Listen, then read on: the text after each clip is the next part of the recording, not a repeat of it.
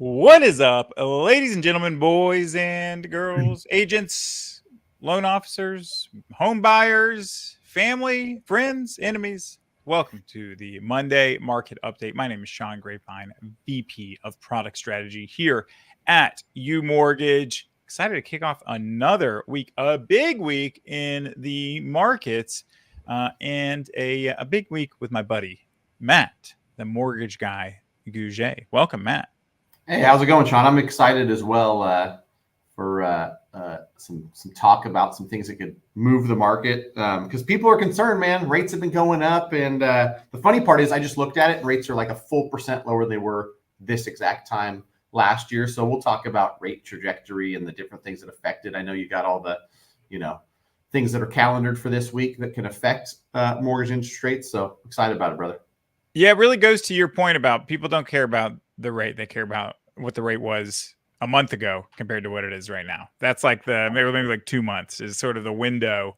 It's like it's the direction they're moving that people care about, not necessarily what they are right now. Exactly. So yeah, there's definitely some consternation, but there are some people out there that think we as an industry are going to grow despite rate, some bumpiness, some gently rolling hills in the landscape of the market. But before we get into the boring stuff, Matt, what'd you do this weekend, buddy?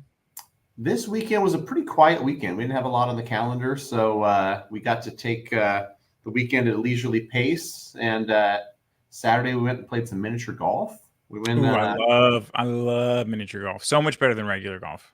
You know what my problem is, and this might sound like I've got an ego or something, is they don't have a chance against me, and I can't just throw it away and let the family win. So like I said before we went, I was like, nobody's got a shot.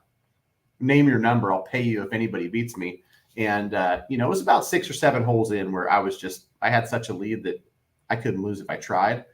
So sorry to my wife and my 2 boys, but yeah, I enjoy me some mini golf, and it was beautiful. It's like 70 degrees in Sacramento this time of year. So yeah, some mini golf, a family dinner. Yesterday was a chill day with a little last fall ball baseball game for my younger kiddo, and then watching some football, watching the Niners beat up on the Dallas Cowboys. So for sure, I'm gonna throw a couple spears at Jay Bunty and Tyler Hodgson, all our Texas people at UMortgage today, because their Cowboys look dismal this year. I love it. I love that for them. It's couldn't happen to a better fan base. Honestly. Yeah. What about you, man? Watching bike races on TV or something this weekend? No, cycling season's all but done, unfortunately. I did watch the Falcons beat up on the Bucks, the Tampa Bay Bucks, and I ran a half marathon personal best today. Look at you on Saturday. Sweet. Yeah, I got up in the middle of the night, the night before, and tried to make my way to my bathroom and stubbed my toe so badly on my dog's crate. It is like dark purple. It doesn't bend. And then I just I was like, oh, well, I'm going to run this half marathon anyway. Wow. And good for you. Don't let nothing get in the way. I'll send you some feet pics later. They're gross. So, all right. Well, enough about feet Feet picks picks. as usual. Let's get into some equally dirty screenshots here and talk about what we expect is going to happen on November 7th. That's the next Fed meeting. So, not next week, but the week after. The Fed will wait. Next Thursday. Yeah, week from Halloween. No. It's Is that not right? Oh yeah, you're absolutely right. Oh my gosh, The days fly by, buddy. Yeah, we'll have even more clarity going into next Monday, especially after this crazy week of data. But you'll see here, this is the implied odds of what the rates will be based on bond trader activity. You'll see here, this is where we're currently at, the 475 to 500 range on the Fed funds rate. And very, very low chance that there will be no change. 98.3% chance. And that's totally different from last week, right? It was a 14% chance there was no change last week. And then a month ago, there was a 46.7% chance that there would be no change. So, oh, wait. No, there's a 0% chance. I knew that didn't sound right. But anyway, there's a 13.5% chance of no change last week. And you and I kind of marveled at that. But it seems like despite rates continuing to go up, the expectation from traders is that on Thursday of next. Am I losing my mind? On Thursday of next week, we will get confirmation from the Fed. They're dropping rates another quarter point. The question is, what are they going to do after that? About 28.7% of people, or there is a 28.7% chance anyway, according to the market, they will leave it steady after that, and still a 70% chance that they will reduce rates one more time in 2024, giving us 4 total rate cuts over 3 different meetings, and that we will be. If you look back at the very beginning of the year, a little higher than we thought. And if you look at kind of the middle of the year, a little lower than we thought. And then if you look, it's like, looking to be in a healthy place where if you would have taken all of the guesses over the last 10 months and squished them together, then you might say 4 rate reductions. 4 lands in the middle. Yeah. Like, and that's a like, year ago, it was like, there's going to be 6 cuts. And then we got to a place where it's like only 3, only 2. And so, 4. But then we had that one little moment like 6 weeks ago where it was like, no, there's going to be like 10. Like this, you can actually see on the March graph here, there's a sort of the remnants of all of the other guesses that could have happened for March, where like if you look, there were even people saying it would be 275 to 300 come March. Right now, there was 1.8% chance, but still, like it was on the table, and there's a 36% chance that there would be an 8th rate cut. But if you look here, there's a pretty good chance that we'll get down to maybe like a 4th or a 5th one, or a 5th or a 6th one here, but not too much lower than that. So expectations certainly tempered compared to where they were mid to late August, but overall, kind of right where we would have expected if you would have asked a sane person in January, February, March, April, May of this year. So all in all, a not bad news for rates. And the Mortgage Bankers Association and various other industry units are forecasting they're starting to make their 2025 forecasts. And again, very conservative, tempered, but optimistic outlooks. They look for a $2.3 trillion origination volume for 2025, which is about a 30% growth over this year. And this year, I wouldn't say has been like an unhealthy year in the mortgage market. It's been certainly slightly constricted, but would you say this is like,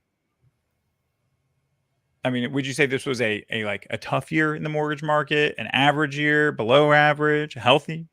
Yeah, it was probably borders on the tough line. If you talk to most people in the industry, you shouldn't be comparing volume stuff to 20 and 21 because that's silly, even though quite honestly, a lot of us do it. But I think for most people I talk to, and if you have a huge company like UWM and all the data that they have, there was a 30-month period, over the last half of 22, all of 23 and 24, relatively, constricted loan volume on purchase and refi. And so it makes sense that, we can kind of only go up from here. And we know so much about how interest rates affect demand. So if interest rates come down, the Fed continues to cut, and every, buddy's kind of predictions come true that, it doesn't have to go down a ton, but comes down a little bit. There's going to be a lot more purchase business happening. There's going to be more refinance business happening. And so, 25 and 26,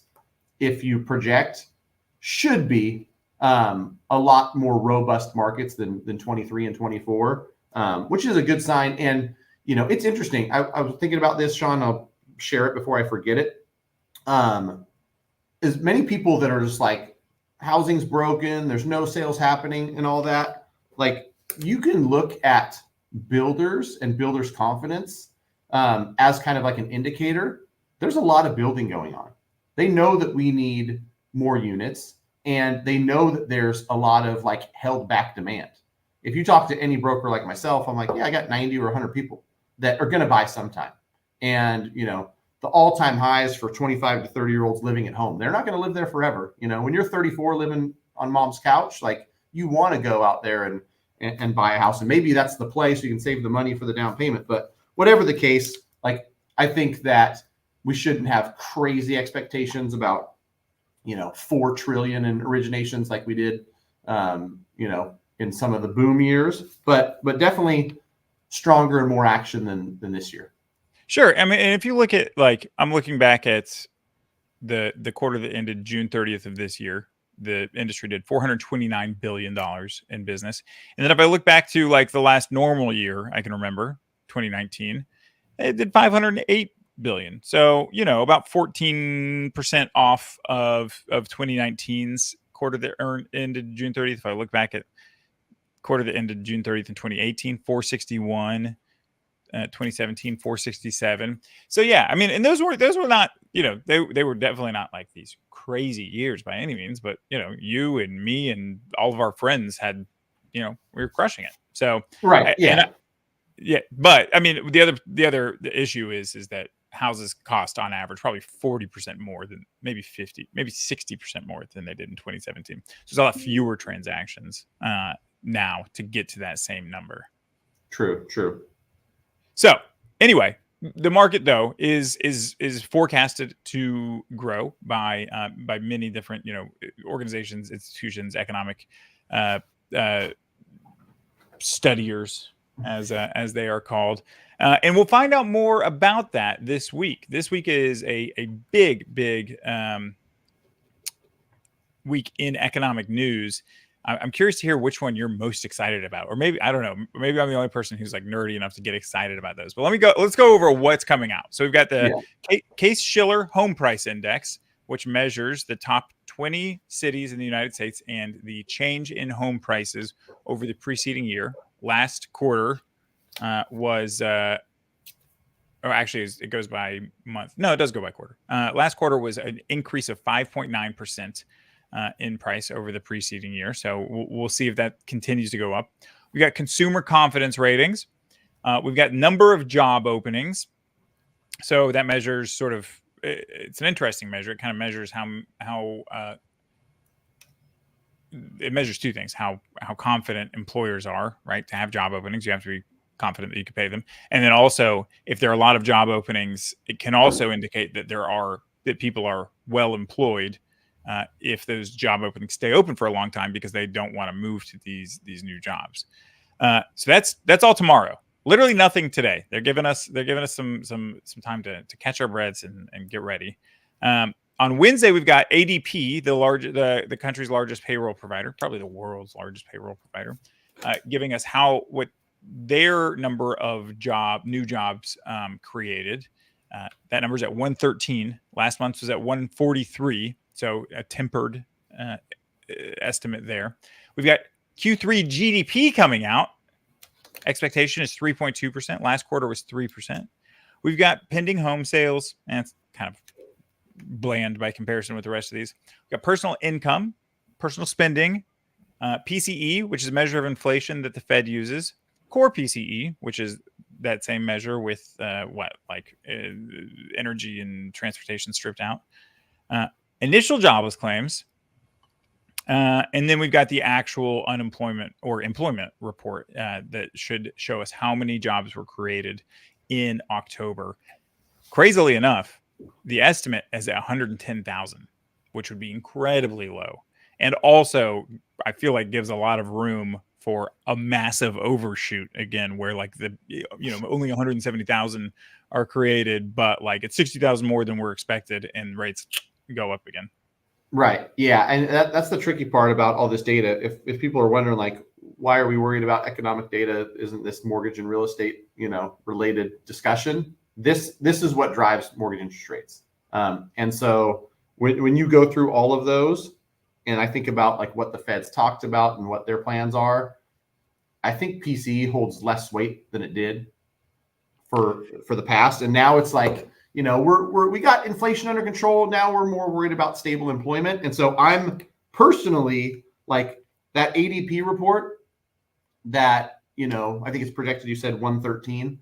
That I think is going to be potentially a market mover depending on how that comes in. And I think if I heard correctly, I was listening to something there could be revisions, but they don't necessarily have to do revisions for another couple months to square it up for the year. But I think, was that the report last month where they there were seasonal jobs and there was something that kind of could have messed with the numbers? So many of these numbers, man, I just find it hard to really rely on them too heavily. Yeah. The only thing you can rely on is that they are relied on by people. So, it's like the fact the numbers themselves only mean something if they mean something to somebody else, and they clearly mean something to the Fed. and policymakers, etc. So I'm kind of with you. It's like, I don't know whether to trust these numbers, but I do trust that they matter. So should be interesting. Right. Whether we agree with them and that they're accurate or not, that doesn't matter. What matters is economic policy and things that the Fed does will be affected by what these numbers say. Well, we have another pretty big market mover coming up next week, which we can talk about on Monday because it happens on Tuesday. Any guesses on what that one is? Let me take a guess. I probably don't know, but November 5th. I do know. Hey, I mail in my. Look at this. In case you guys were wondering. Get out and vote. Rock the vote. Unfortunately, my entrance into the presidential race was not on time to make the California ballot, but as far as I know, you can write me in. So I appreciate the vote of confidence, Matt. Yeah. So what's funny? That's a good thing. Because I know on this channel we're not going to talk politics, but part of this sideline demand is, you don't even have to call it the election. You can just call it anything that people are uncertain about. Sure. So uncertainty in general causes people to say you know what, let's press pause. And I think it will be surprising how many people start to trickle back into the housing market, buyers especially, after the election, just because no matter what happens, a decision's been made. There's no more uncertainty. Okay.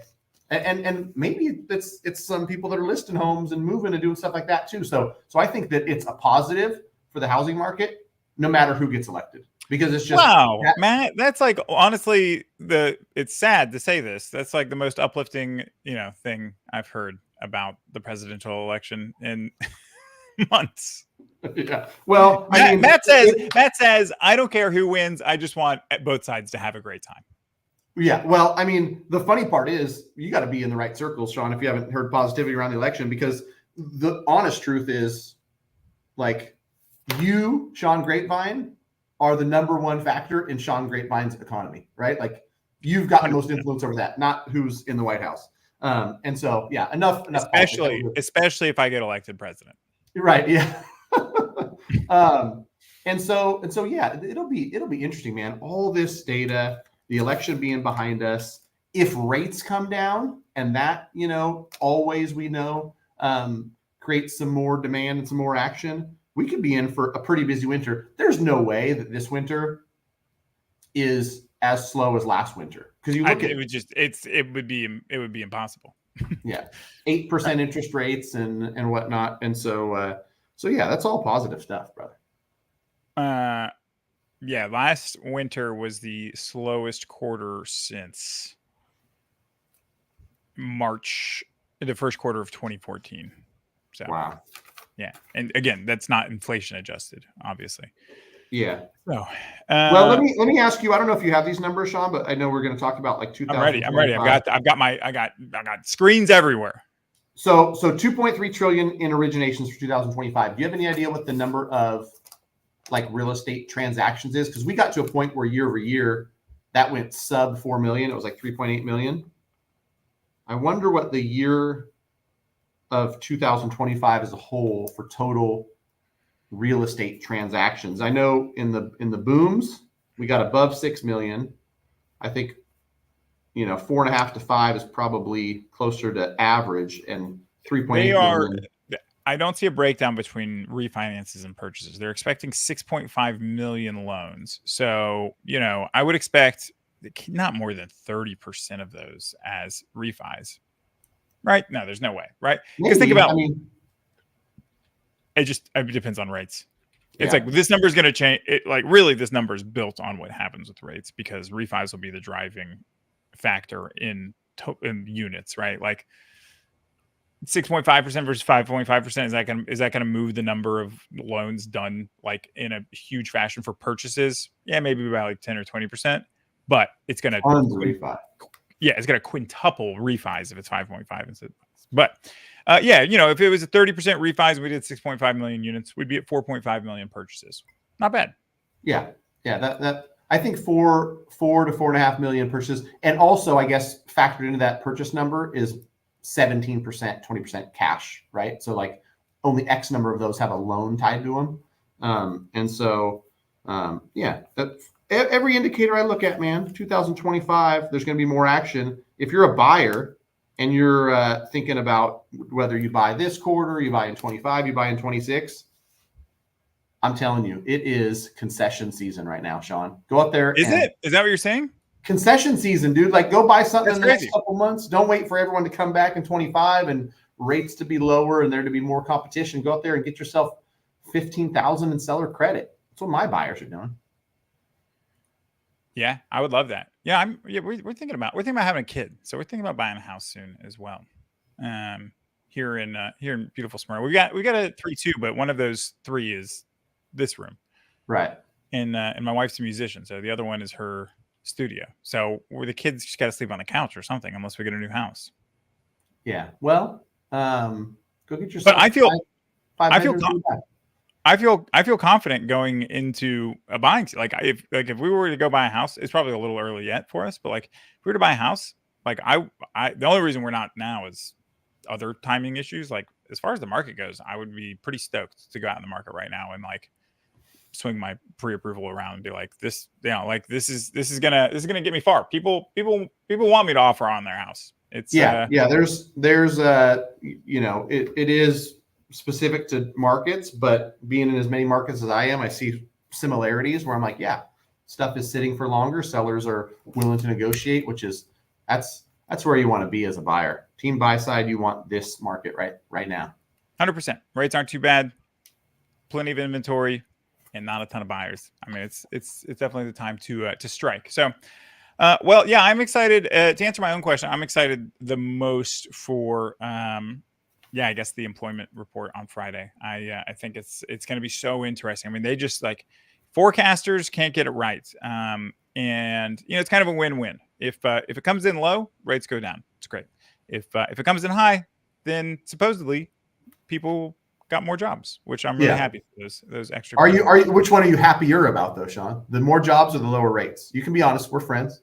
His pause meant that he wants rates to go lower. No, the more jobs, the more jobs. I mean, for me, I'm a higher, longer kind of guy. Like my value to a customer, our value at U Mortgage to somebody is so much higher and so much more important when like it allows us to differentiate ourselves a lot more when there are questions in the market. Like who really had that much value when rates were 2.5%? I mean, gosh, that was like, it was boring, right? It's like shooting fish in a barrel, ducks in a barrel.